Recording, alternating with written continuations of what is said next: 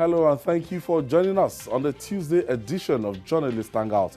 I'm Ayodele Uzubakun. Today on the program, Facebook, Twitter and YouTube remove viral video of US-based Nigerian doctor saying hydroxychloroquine is cure for COVID-19 for misinformation. Chief of Army Staff Lieutenant General Tukur Buratai visits soldiers wounded in battle as APC chieftain demand an end to insecurity. And later on the show, English Premier League ends on a dramatic day of surprises with Manchester United, Chelsea picking Champions League spots. I'll be hanging out with Babajide Kolade Otitoju. Mobolade Omonija will be joining us via Skype, and Mia Akiri will join us later on the show. So if you're ready, let the hangout start now.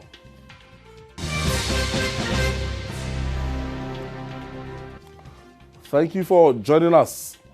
Now, a video of a Nigerian-born US-based physician, Stella Emmanuel, delivering an impassioned COVID-19 speech has been removed by Facebook, Twitter, and YouTube after the President of the United States of America, Donald Trump, shared the video, despite claims being countered his administration. The public are saying that this video might be false. Just let me take you through this video. I'm Dr. Stella Emmanuel. I'm a primary care physician in Houston, Texas. You know, I actually went to medical school in West Africa, Nigeria, where I took care of malaria patients, treated them with hydroxychloroquine and stuff like that. So I'm actually used to these medications. I'm here because I have personally treated over 350 patients with COVID. Patients that have diabetes, patients that have high blood pressure, patients that have asthma, old people. I think my oldest patient is 92, 87-year-olds. And the result has been the same. I put them on hydroxychloroquine, I put them on zinc, I put them on Zitromax, and they are all well. For the past few months, I've taken care of over 350 patients. We've not lost one. Not a diabetic, not somebody with high blood pressure, not somebody with asthma, not an old person. We've not lost one patient. And on top of that, I've put myself, my staff, and many doctors that I know on hydroxychloroquine for prevention, because by the very mechanism of action, it works early and as a prophylaxis. We see patients, 10 to 15 COVID patients every day. We give them breathing treatments. We only wear surgical masks. None of us has gotten sick. It works. So right now, I came here to Washington, D.C. to say, America, nobody needs to die. So if some fake science, some person sponsored by all these fake pharma companies comes out and say, oh, we've done studies and they found out that it doesn't work, I can tell you categorically it's fake science. I want to know who is sponsoring that study. I want to know who is behind it. Because there is no way I can treat 350 patients and counting and nobody is dead and they all did better. And then you're going to tell me that you treated 20 people, 40 people, and it didn't work. I'm a true testimony. This virus has a cure. It is called hydroxychloroquine, zinc, and Zitromax. We have neurosurgeons like Sanjay Gupta saying, oh, yeah, it doesn't work and it causes heart disease. Let me ask you, Dr. Sanjay Gupta, hear me. Have you ever seen a COVID patient? Have you ever treated anybody with hydroxychloroquine and they died from heart disease? When you do, come and talk to me. Because I sit down in my clinic every day and I see these patients walk in every day, scared to death. I see people driving 2-3 hours to my clinic because some ER doctor is scared of the Texas board or they are scared of something and they will not prescribe medication to these people. I tell all of you doctors that are sitting down and watching Americans die, you're like the good Nazi, the good what? The good Germans that watch Jews get killed and you did not speak up. If they come after me, they threaten me. They've threatened to, I've gotten all kinds of threats. Oh, they're going to report me to the boards. I say, you know what, I don't care. I'm not going to let Americans die. And if this is the mountain, if this is the hill where I get nailed on, I will get nailed on it. I don't care. You can report me to the boards, you can kill me, you can do whatever, but I'm not going to let Americans die. Wow, Babajide, this is a new dimension to it, and this woman is sounding so convinced about what she's saying. You see, if you remember, the NAFDAC DG.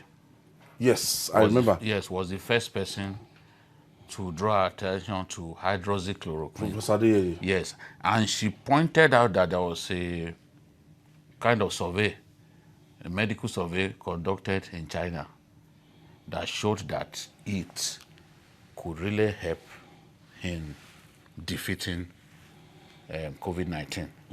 So it is not as if hydroxychloroquine cannot help. I can tell you that even in Nigeria,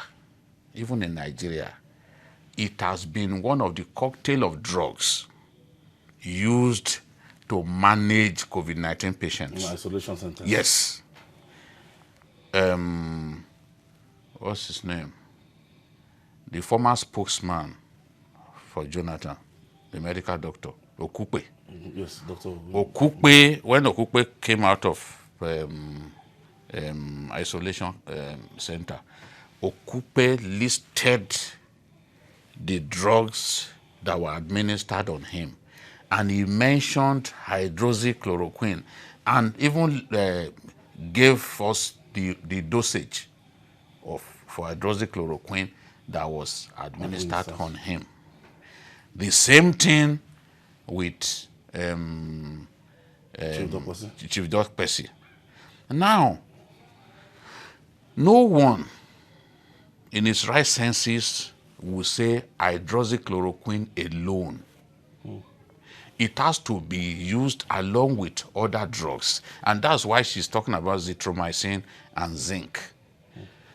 Some of the doctors who disagree with her say, no, you are wrong. There's no cure. What we are doing is to try to boost people's, give people drugs that will boost their immunity, and then give them anti-inflammation and other kinds of drugs. But the truth is, hydroxychloroquine has been used in India, has been used in France. In fact, it was about France that I first read about it in those early days. And along with other drugs to manage, because the whole world, we were just scratching on the surface. No cure. This is a sickness that is new. So people were trying all kinds of measures. And in some cases, there were people that were treated, they were fine with hydroxychloroquine as part of the cocktail of drugs administered on them. And they were fine. In some cases, there were side effects. For example, one of the Nigerian doctors who countered her said that in their own hospital, the people that hydroxychloroquine did not achieve the aim because it led to irregular heartbeat reading, which is scary. If your heartbeat begins to pound in a very irregular manner, then it could lead to what's it called, cardiac arrest and all that. So they are scared. Many drugs have side effects, and I'm not saying this. I don't think this woman is saying use hydroxychloroquine alone. The truth is, pharmacy companies in in India, they have received huge demand for hydroxychloroquine across the world because it's been used. Remember, even the governor of Bauchi State even suggested the other day that in Nigeria we should legalize its use. Every drug, in this case now, since there is no cure, no vaccine, people are trying their hands at different kinds of drugs put together. That is the message from this woman.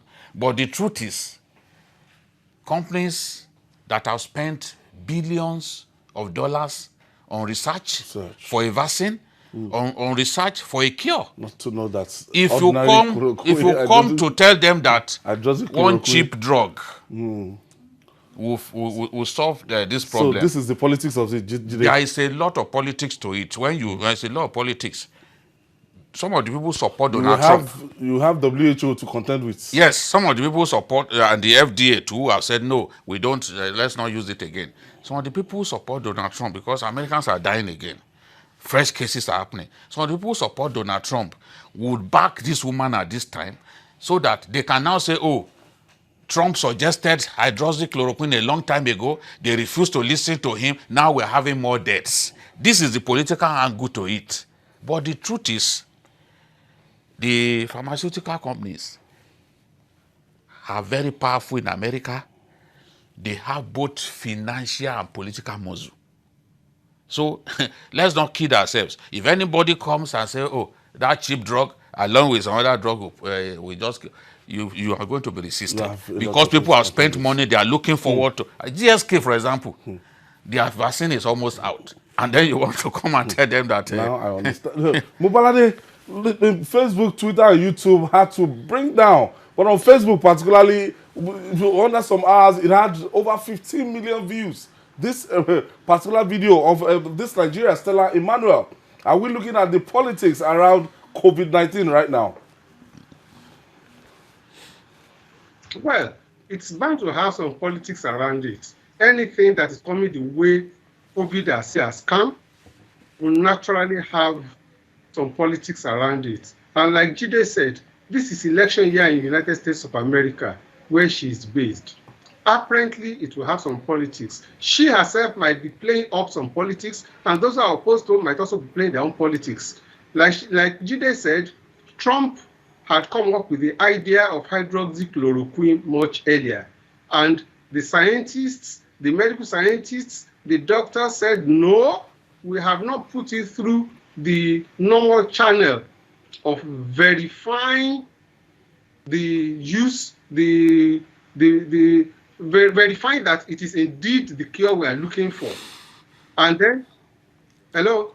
Yes, yes. And then, go ahead. And then those who are opposed to it also, because they are also for Joe Biden and the Democrats, also, of course, don't want Trump to take the glory. So it's in between both. But I agree absolutely, because she is a medical doctor, she's an orthodox medical doctor, there is a procedure and process for coming up with a valid judgment on matters like this.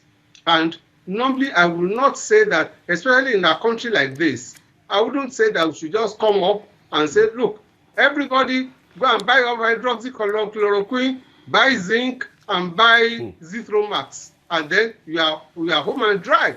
Because what I will use, even dosage, even if you come up with whatever, doctors will have to come up with the dosage that you need to use. But we are very used to self-medication. And if you just come to make that kind of declaration, you might be leading a lot of people to their grave. So I also believe that there should be some. When it came to Nigeria, even when the WHO said that no, that they discovered that it is not that good, the Nigerian people said, look, we are still putting it through the clinical trials here. And then we have to come up with it, because sometimes climatic factor and so many other factors, sociological factors, come even into messing. So until you put it through that here, we may not be able to come up with a position. But I also agree absolutely that we should not just say, okay, oh, we are here, we are there. It is hydroxychloroquine and nothing else. And then we are home and dry. Julie, the social media platforms, they are saying that they believe the video contains harmful and misinforming content. Do you understand what the woman is saying? That harmful and misinforming content. Now, in Nigeria, I know I've had a couple of friends that had to tackle COVID-19 with traditional agbo. And they will tell me that they went through the process of burying their heads with very hot water, their food extremely hot, everything they're using hot. And after some days, they started noticing a change in symptoms. They went for the test, and lo and behold. Yes. But there's no verifiable means. The truth is, if it had not reached ticking point with you, even without any form of medication, you can get over it. It can afflict you, and on its own, it lives. There have been people like that who had been healed, even without any form of medication. And those doctors, some of the doctors who oppose this woman are saying that she is probably a primary health practitioner, that a lot of the people come to her are people who walk up to her. And she said it in that video that people walk up to me, they are terrified, and we treat them. But when it becomes... It has treated over 350. Yes, when the case becomes so bad I don't think that. I think she also gave the caveats that not diabetic patients, not people with asthma. Yes, you see, Those underlying if the factors. case is not, and they are saying that even some of those people without any form of therapy, they may even get well. You know, it's possible. Even the nature of that ailment is possible. Even without treatment, it could just go on its own, depending on your own antibodies, your own immunity. And that's why they are targeting on boosting people's immune system and all that. What I don't want is for someone who is a practicing medical practitioner in America to make a claim and nobody tries to verify the claim. You just dismiss it. No. Her claims should be investigated thoroughly. Many of the poor countries in Africa, for example, when will this vaccine get to us? Even when the vaccine is rolled out, ultimately, when will it get here? Before that time, a lot of people will have died. And the truth is, if you look, let's still go back to the politics of this thing. Roche, for example, their revenue was about 46 billion for last year, for 2019. GSK, $43 billion. They've got all it takes. They are spending money. GSK, they've gone far. Their vaccine could be ready before the end of the year. Do you think that this kind of, they will hear this kind of news and not be terrified? Because they won't be able to. Yes, if you can just say, hydroxychloroquine was one of the cheapest drugs to manufacture. You come and tell them that with it, you can simply cure this thing. Their blood will boil. They will be terrified. So the interest is at play here. The woman's claims, and I can see white people, some of her own medical staff behind her, they should investigate. Don't simply dismiss and say this is like, after all, don't forget, the same WHO, we can't continue to always believe in everything that WHO said. WHO told us that this thing is not airborne. The same WHO told us after that 6 months. Yes, that look, this thing, that investigation has shown that it is airborne. No. So does that make sense to that everything that WHO says we must believe? Cast concrete and binding. No, it should not. It's not everything that they say that we should just accept. No, but like somebody like Donald J. Trump now will pander to this woman because what he's looking for is like any point in time. Is at any point in time something that will give a kind of relief and succor to Americans so that the economy can grow and everything can get back to normalcy before November election? Oh, naturally. Of course, he will be very happy. I mean, at the moment, not only he, the whole of the people in his camp will be very happy because at some point it was being used as a factor to pull him down. Yes, that he didn't respond well to COVID-19 on time. Yes, on time, and that when he came up, he was confusing people, and that he was taking over from scientists when he doesn't know anything about it. So if there's anything from the medical science perspective that tends to give some credence to what he had said, he will be very happy. He will even be ready to use it for his campaign as time goes by, because November is almost here. I think this is getting so interesting. Julie, ultimately for us, we've said that our own local herbs and indigenous medications that we have here and there, if people can get it across to NAFDAC and NAFDAC can certify it, and we're good to go. We don't have to wait for GSK to finish their vaccine on their multi-million, billion-dollar project before we find solution to this COVID-19. Yes, we must look inwards. Yeah. We can't always, after all, it took an Asian woman to let the world know that you can actually cure malaria without using the old drugs, because the mosquitoes had developed antibody, thick skin, immunity against those drugs. So, and then the idea of a kind of double therapy to cure malaria came about. The woman even won a Nobel Prize, for science. So the truth is, people must look inwards. we must look inwards. We can't always listen to WHO, say, okay, until they come out to say, poor countries like Africa, what do we do? Because I'm worried about when this thing will get to us. Yes. There's no cure. Okay, look at There's tests no now. cure here, but we have treated many people and successfully. Doctors are saying to test now. Lagos State government. It's even a lot of 50,000 money. naira. So many people can't get it. To even test yourself. Many people can't get it. What I'm saying that, look, WHO has not certified any drug. They've not validated any drug Months yet. after. But we have been treating people and releasing, and discharging them. Lagos has discharged so many people. If you ask Oni of Ife will tell you the combination to use. Yes. A local combination that will defeat this thing. No, the governor, even the governor of yes, he talked about the therapy that he adopted, and one of them, I think, is it the black? What was it called? He talked about one drug, one local herb that was used, and I remember Professor Morris was saying that that was one herb that defeats virus in the body, So even our herbs, some of our herbs can defeat virus in the body. So we need to look inwards. We can't always wait. If WHO claim that, this thing is not airborne, and they will now come out to tell us that, look, it's airborne, no, then we should know that they can't always be right. And the truth is, with HYDROXYCHLOROQUINE and a combination of other drugs, you can treat this COVID-19 successfully, especially if it had not reached the point when breathlessness had set in.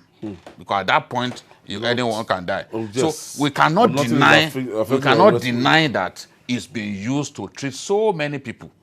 So many people is being used to treat so many people. So the woman is right to a very large extent to say that it's not backed by science. She didn't say HYDROXYCHLOROQUINE alone. She mentioned other drugs to go with it. Don't just dismiss. It's not fair to just dismiss. Because investigate her claims. And if she is found to have lied, with all those people behind her, if she's found to have lied. They have medical counsel. They have the people that can. If she's found to have lied, then they should sanction her effectively, maybe take away her license. But to simply dismiss that everything she's saying is a lie, when we know that even in our country, people have been treated with HYDROXYCHLOROQUINE and other drugs. Look at the governor. The governor of Bauchi State, it was part of what was used to treat him. And that's why he suggested it to our country. All right. Still to come, Chief of Army Staff, Lieutenant General Tukur Buratai, visits soldiers wounded in battle as APC chieftain demand an end to insecurity. We'll be right back after this time out. Please stay with us.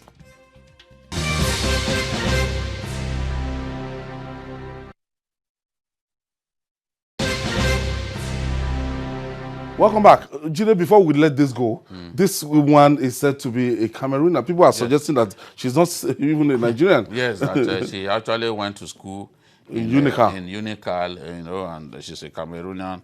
And then, but the important thing is that... Does it matter? It doesn't matter. She could even have naturalized. By marriage? By marriage. I think that for them to have described her as a Nigerian, maybe that's what she calls herself. But it doesn't matter. It is wherever she comes from, not the issue. We need a drug results, and we need a cure. Can for her this claim thing. Be substantiated? Yes, we need a cure. Let them go and investigate her claim. Did she really treat people? Over 300. Over 300 of them. If indeed she treated those 300 people, then let us then begin to look at her claims and try to verify. Scientists don't agree on so many things. So even this one, I'm not surprised. And drug companies, they have tremendous money at their disposal to even change the narrative because they know that this is win or bust for them. If you come up with a drug so cheap, when they have invested billions of dollars, that's the implication. They are going to respond. Now, the insurgency ravaging many parts of Nigeria has not gone on without many voices condemning it. A former deputy governor of Benue State, Stephen Lawani, has expressed concern over the raging insecurity in the country. The All Progressive Congress chieftain fears the country is plunging into a failed state. Yet, the Chief of Army Staff, Lieutenant General Tukur Buratai, says the security situation in the country is a lot better compared to what it used to be 5 years ago. Let's share the video with you.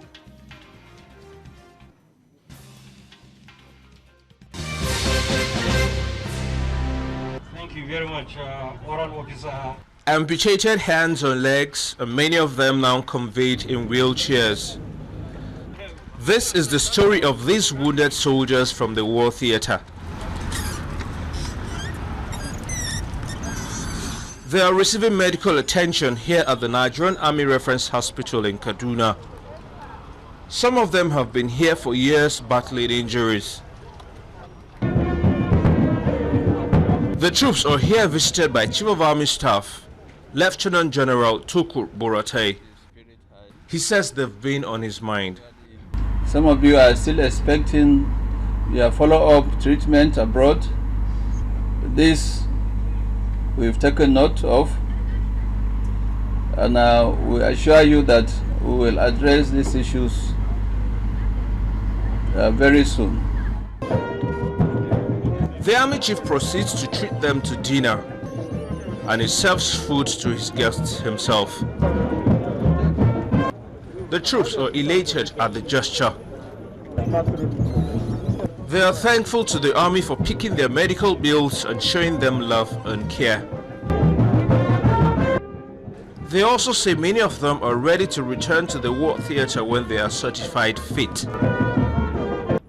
But the day also affords them opportunity to draw his attention to their promotion and other issues.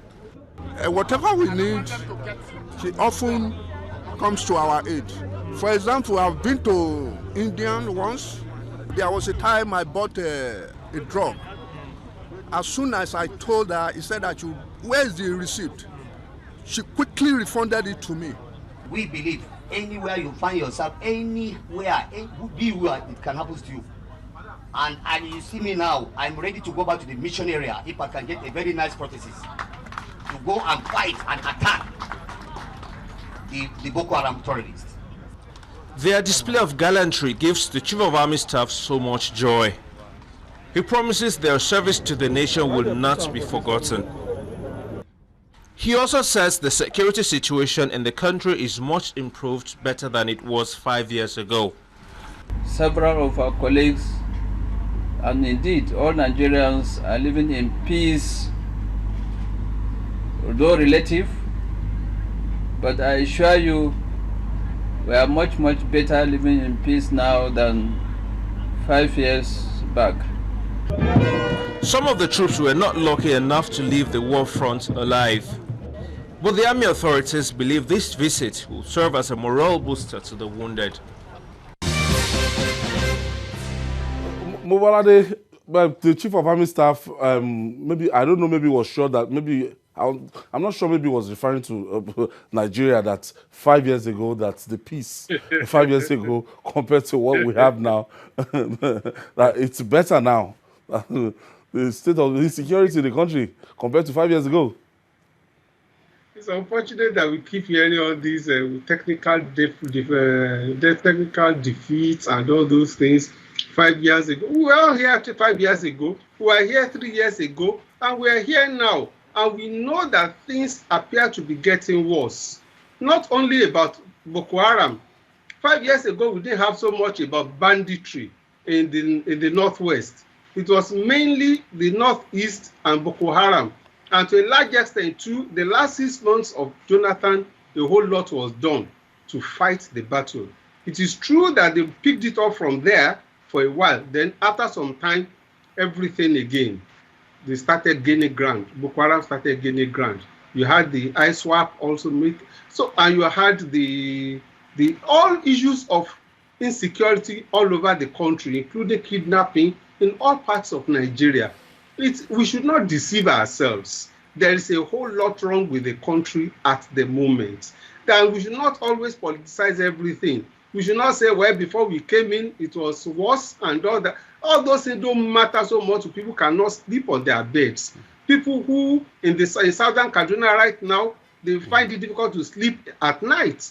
Those who they won't be happy to hear such things. People are being sacked in their villages in Borno State, and people in the IDP who have been there for 3-4 years, and they don't even know the terminal date they will be living there. It's not things that they will be happy to hear. There is so much problem in this country. We cannot say that things are much better. We need Nigerians want things to go better. Even in the National Assembly, they are debating it every day. They are debating how much money we need to give them, how much has been spent, what is it spent on, do we have enough weapons to fight the battle? These are issues. We should not deceive ourselves and say, it used to be worse, now we are much better. No, it is good that the Chief of Army Staff went to see the troops, those who are wounded in the hospital. It is true that it will boost their morale by so doing. It is true that many of them will be happy at seeing their chief taking interest in their things. But to say that, but for them to now say that, well, things are so much better. If things are so better, why do we have troops quitting the battleground, resigning from the army, deserting, as it were? If things were so better, they would just be too happy that, well, this thing will soon be over. But nobody can say it will soon be over the way things are today. Jide, I know your stand on this. Let's Kukuma just go to these guys that they are treating and let's talk about them. There's hope, and they are so motivated that they are saying that if there's opportunities, they can go, but they want to go back to the battle floor and everything. And for the Chief of Army Staff to go there, celebrate with them, dish food for them and everything, is a kind of morale booster. Yes, that are not forgotten. I'm happy because many times I remember these people. I've been to that hospital before when I was working in Kaduna. If you enter the wards, you will weep. Some of them clearly are looking good, but some of them have been there for years.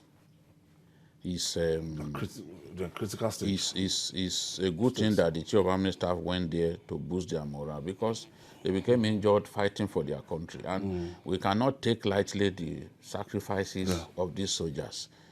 It's not their fault that we have Boko Haram. It's the fault of political leaders that Boko Haram even came into being. Negligence. And it's the fault of the police who decided to murder to kill the head of the ideology. Yes, Yusuf. After General Hanotu handed over. Yes, captured him and handed him over. A bunch of irresponsible policemen decided to murder him, as they often do. Today we are all suffering, and more soldiers are being killed than policemen. The soldiers who did not cause this fight, they've lost their lives more than policemen who created this unsavory situation. They are still alive. They are still alive. This is what they caused. Look at soldiers now without limbs. Their limbs shattered either by IEDs and all that. More soldiers are still paying the supreme price. Soldiers are being ambushed for a war that they did not start. So when a Chief of Army Staff goes there to see them, we've got to commend him that in spite of everything, at least he remembers that his men are here, and he has gone there to offer them some hope. And I know that it will make a great difference. No, it was the 1-7. Yes, you see, even Jesus Christ did something similar, during his time. You have to bring yourself down. They will not forget that day. No matter how distraught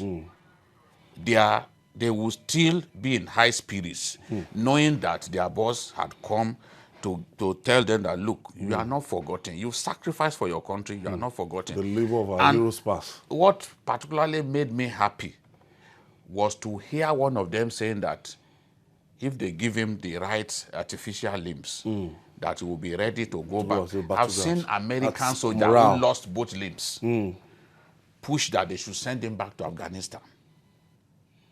So if we have soldiers who still have this kind of nature, who Determined. still want to fight, they are still alive, he managed to be alive, but he still wants to fight for his country, then it's something that we should work on. So the Chief of Army Staff should continue to try his best to improve on the welfare of the troops, because that will help us to get more success on the war front. We can't be talking about the negativity all the time. But at least this is good. It's good to see this happen. Yeah. I know that... Soul lifting. Yes, I know that this won't be the last. And if there are opportunities to send some of them abroad immediately for treatment, for further treatments, they should not hesitate to do that. And, when he does that, we will be here to say, kudos Chief of Army Staff, thank you for the good step that you have taken. All right, we'll take this break. When we come back, Mia Akiri will join us. Stay with us.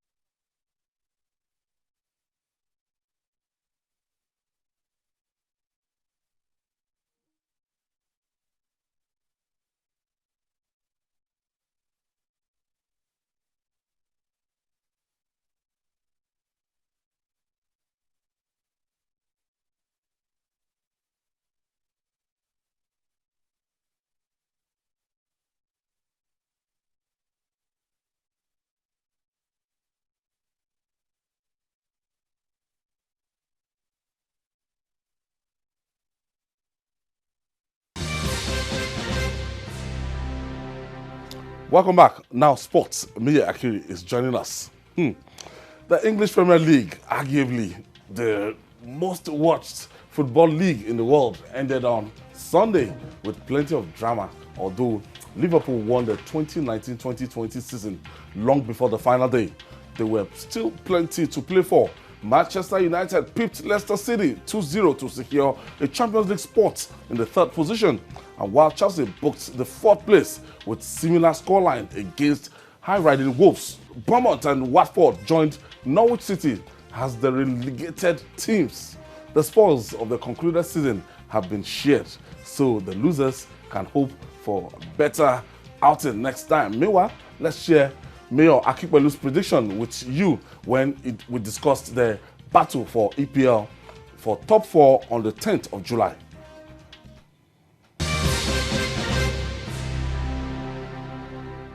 Manchester is the team in form right now, and they're going to be third at the end of the season. I believe that they're going to be third at the end of the season. Oh, upset Chelsea? Mayor, upset Chelsea?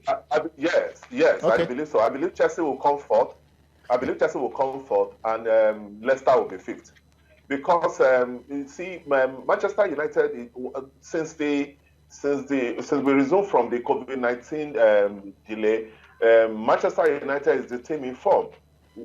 Wolves started brightly, but when they lost to Arsenal, they lost their way. So I see, and Chelsea still has the problem when it comes, because when you look at Manchester United, despite the fact that they are a free scoring side, their defense has been very good. They've had a lot of, the defense has been very good. Whereas Chelsea's defense still have some issues. So I see Manchester United finishing third. I see Chelsea finishing fourth, and Leicester fifth. So it's likely that Bournemouth will probably join Norwich and Aston Villa, and Chelsea, Manchester United, Chelsea will be in top four. I can bet on that. So effectively, Mayor Akikwelu has joined our inner house, Nostradamus in-house. The man who knows tomorrow. The only thing he got wrong is that Aston Villa will be relegated. Okay. Aston Villa survived on the final day. Hey, Mayor Akikwelu, take a bow wherever you are. Me, it ended. Manchester United, with the draw they had a day before, I wasn't happy against. On the last day of the season, they No, won second to the last day. West West Ham Ham. United. Okay. I thought they would have just clicked down one and they would just get to their Champions League spot. You know, everyone thought Manchester United was going to get the maximum 3 points then, but you must give it to Ole Gunnar Solskjaer. And for the first time in so many years, I think Ed Woodward, to a large extent, got one thing right, and that may indeed save him any form of criticism at this point in time. Getting the man called Bruno Fernandes in January. As at the 2nd of January 2020, United weren't the United of today. But after the post-lockdown, if there was any team in England that was the talk of the world, it was Manchester City and Manchester United. In fact, Liverpool took their legs off the pedal. And you must indeed give it to the man called Bruno Fernandes, how we turned around Manchester United. And a certain young lad called Greenwood, 18 years of age, 18 goals, became the youngest Manchester United player to score in Europe at the age of 17 in 2019 September. He had a wonderful season. And the good thing is the fact that you've got an attacking side who can score goals. You've got Anthony Martial, the French international. You know, you've got Marcus Rashford. You've got Odion Ighalo, who could indeed be a super sub and come off the bench to get you goals. And no one saw Greenwood, get to this kind of opportunity. A good decision again from Ole Gunnar Solskjaer. Crystal Palace wanted him on loan, in the second half of the season, but United stuck with him and said no. But at the end of the day, just like Mayor said, he predicted rightly. United finished, third behind Liverpool and Manchester City. Everybody saw the form of Leicester City. It wasn't encouraging. And for Leicester fans, Brendan Rodgers and the players, yes, they should indeed get some form of consolation. They gave the big teams a run for their money. They are not that kind of team that will come out and spend so much cash, because for you to win titles this season, you must spend cash. But for Brendan Rodgers getting that result, I think it was a good outing for them. But actually, Manchester United did not start with first four. For months, they were 6th, 7th, over in between. They were even 14th. At the point, there was a time last season, somebody said they even had their seatbelt tight. So the 5th position. On the 6th position. Now, what we experience now is that clubs like Leicester that have been there, yes, they took their hand off the pedal many months. For many months, and what happened? I thought that last match, I thought Vardy will just strike, do the way he used to do his things. You see, teams that place great accent on high press, towards the end of the season, they sometimes collapse because it requires so much fitness, so much endurance. You cannot play at that tempo for too long. Even Manchester United, when they returned, they were playing at such a high tempo. Remember, those victories that Manchester United recorded against Manchester City was due to the high press, which will force the Manchester City defenders to give up the ball. To play with that intensity for so long is difficult. At a point, your form will drop.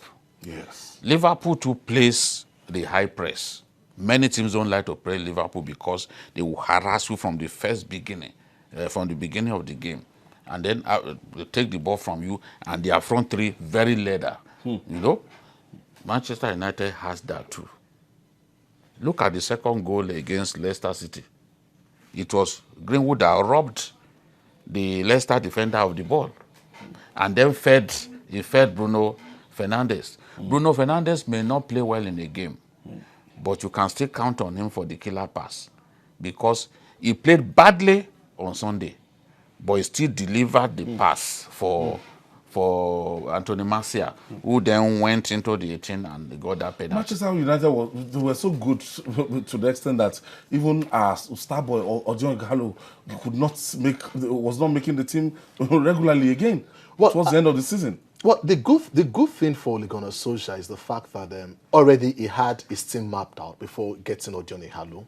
Odion Ighalo was not brought to Manchester United as a first team player. No. When I mean first team player in the first 11. You see, they had injury worries. What made Manchester City tick over the years, and what has made Liverpool tick in recent years, is the bench.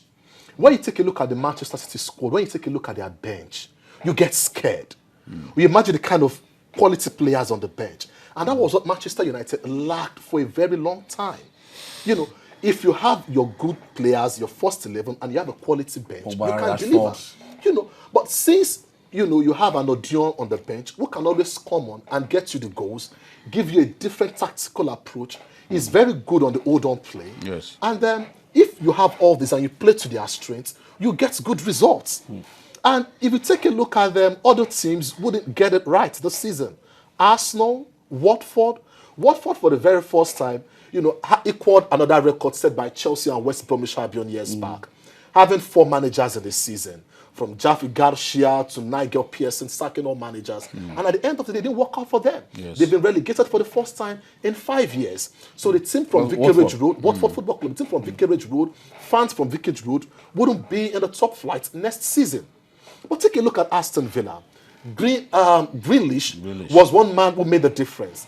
And when it mattered most, you know, they went out for the result against Arsenal. That was the turning point. And Arsenal, on a day they didn't play well, they saw an Aston Villa team who wanted the result most. They were battling relegation. They wanted to stay, you know, in the top flight. And that they did. So as far as the season is concerned, there were a lot of positives. Leicester may have missed out to the Champions League race, but there was some form of consolation. They dropped to the Europa League. They've got a Jamie Vardy who turned out to be the highest goal scorer in the Premier League. For the first time, you have a player, you know, at the age of 33, to have indeed gotten that gong, which was indeed massive. But it's as if Pogba has gotten his groove back. Yes, Pogba clearly enjoys playing with Bruno Fernandes. The moment Bruno Fernandes joined the team, Pogba became a different kind of player. He began to work harder. He began to enjoy his football.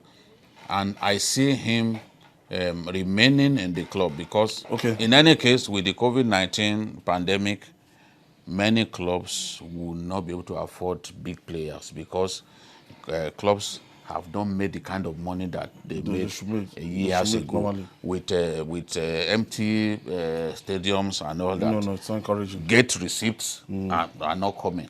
So you can't then invest so heavily on players. So very few clubs can afford Pogba at this time. So Pogba is saying that he's happy to play the Champions League. So that is a clear signal that he wants to remain at Manchester United. So he's happy to play with Bruno Fernandes. Is the one doing the bulk of the work in the midfield now. So Bruno Fernandes will just be there to apply the killer pass. And you can see that was what happened on the final day. He may give the ball away so many times, but you still bank on him to deliver the killer pass that makes things happen.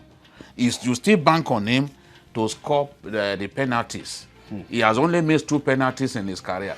You know, when Manchester United used to miss penalties, but the moment this guy came, any penalty that comes his way, he dispatches it.